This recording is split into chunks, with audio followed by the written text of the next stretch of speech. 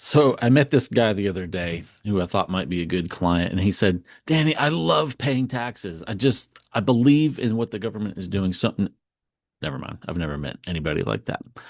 Most people I talk to say, "I don't want to pay taxes, Danny. Help me out." And I get it. Nobody wants to pay more than their fair share of taxes, right? Income taxes. That's what we're talking about here. Now, when you do your taxes or when your accountant does your taxes, your calculated income taxes, they just are what they are. A tax return is a gigantic algebra problem. My wife's teaching Algebra 1 right now, and I realized that tax returns, they're just a bunch of variables that we replace with known values, and we solve the calculation. So here's how you reduce your taxes. And there's really only two ways, possibly a third, but really only two. You change the values of the variables on the tax return. And like I said, there's two ways to do this. The first way is you lie.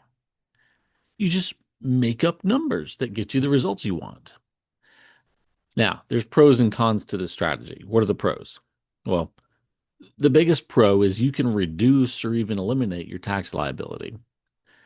All right, let's look at the cons real quick. You might go to jail.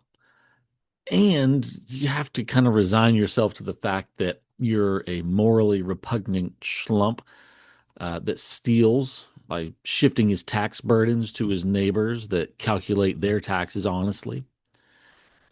All right. So that's the first way that you can change your tax return. The second way is to change the variables on your tax return by responding to incentives in the tax code. You heard me right. Respond to incentives in the tax code. Now, I'm going to get a little philosophical on you for just a moment. Once upon a time, the tax code was very simple, and then they started to make exceptions. What were the exceptions for?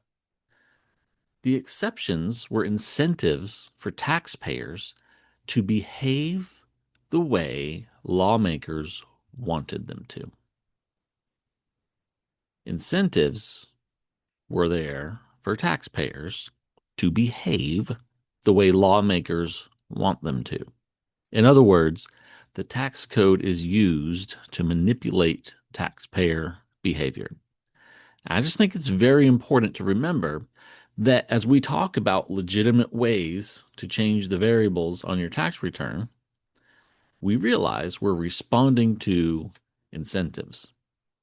Because every time we change a variable with our behavior, we're responding to an incentive in the tax code to act in a way that we might not act otherwise.